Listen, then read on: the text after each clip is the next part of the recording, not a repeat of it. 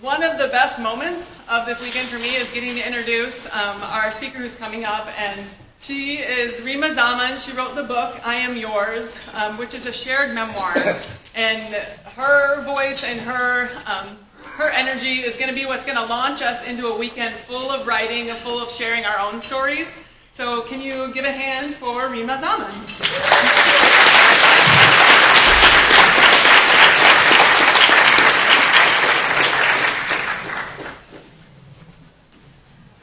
Thank you, Kate, for that beautiful introduction. Hello, everyone. Hello. It is 8:30 on Friday morning. I barely know my own name right now.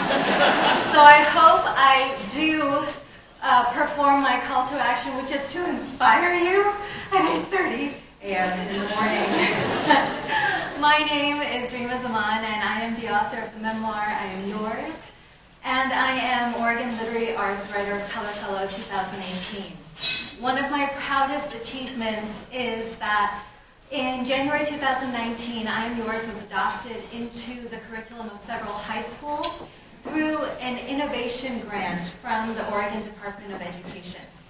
And I've had the opportunity to work with a cohort of educators to craft a curriculum that helps our young people engage in critical conversations about race, about privilege, about racism, prejudice, misogyny, and how to navigate a chaotic world that we're in right now.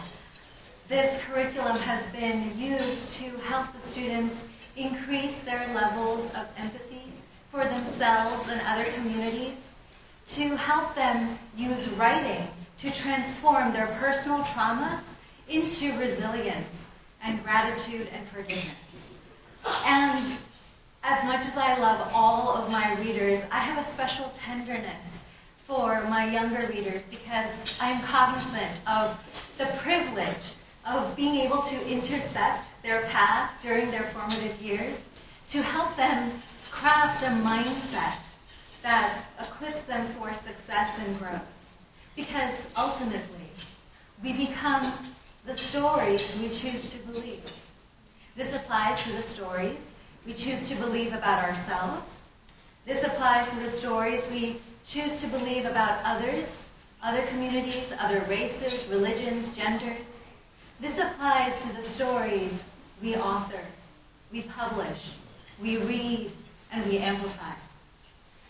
Over the last few years, there has been a tremendous onslaught of hateful rhetoric against women, against survivors of sexual assault, against immigrants like myself, telling us to return to the crime-infested countries where we come from. And not only is this kind of rhetoric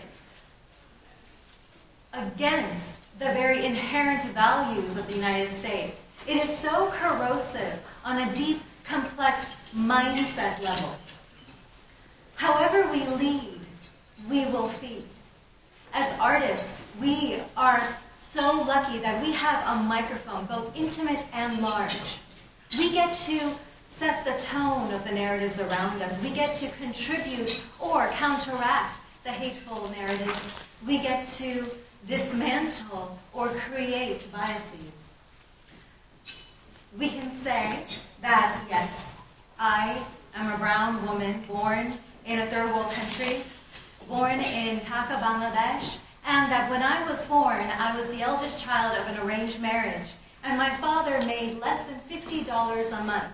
And because we didn't have a car, we would take a rickshaw for all of my doctor's appointments.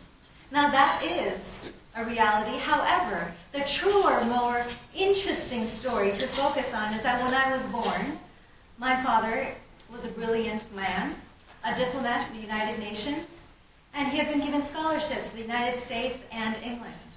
I was born to a brilliant mother who had been studying to become an English professor, and until I decided to occupy her belly. And she went into labor with me during her final exams in Shakespearean literature. And 48 hours later, I arrived. And that is a truer, more interesting narrative, don't you think, than the narrative we see in the news cycle that I am from a country ravaged by floods and poverty. And that is true. But we are so much more than that. We Bangladeshis are a proud nation, a fierce people who fought for our independence not because of religion or land or oil, but because of our right to speak our own language. Our own language. Our war was risen and advocated by writers. And we want us to speak our own language separate to Pakistan and India. We are a land of radical renegades. We are a land of wordsmiths. And I am in love with our audacity.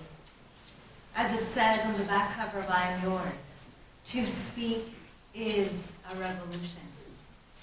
You know this as storytellers. To speak is a revolution.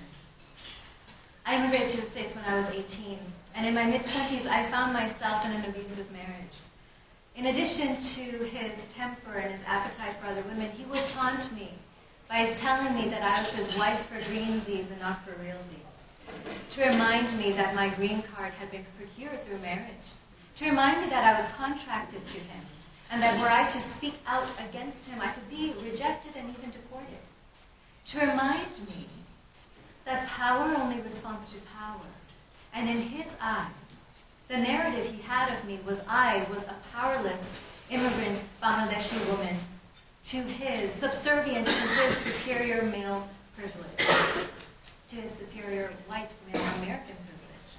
And that is what he tried to make me believe of myself, so that my self-esteem could shrink and shrink until I could be under his total control.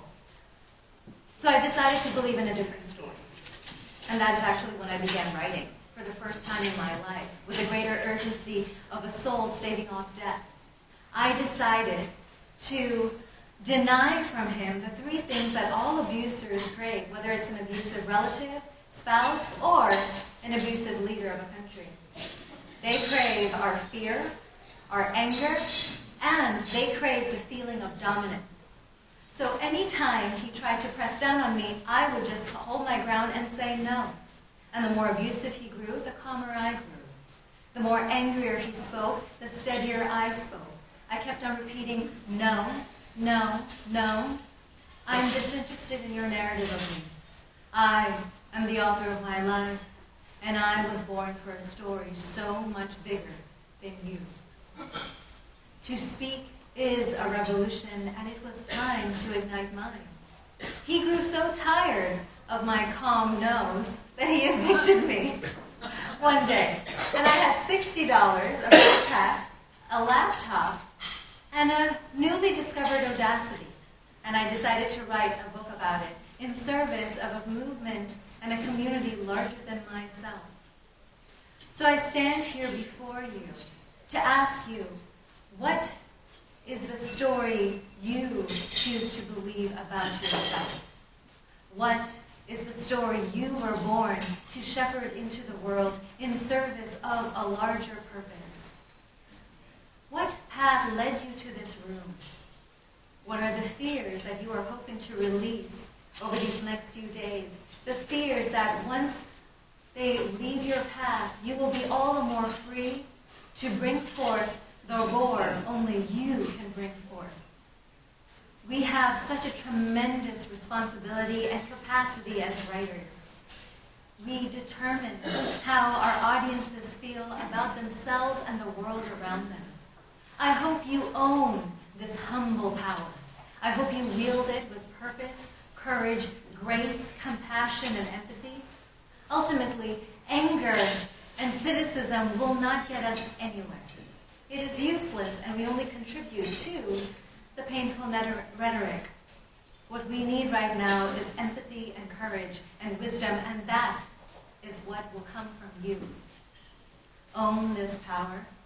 May you empower your voice so you may empower others. Now more than ever, to speak is a revolution. It is time.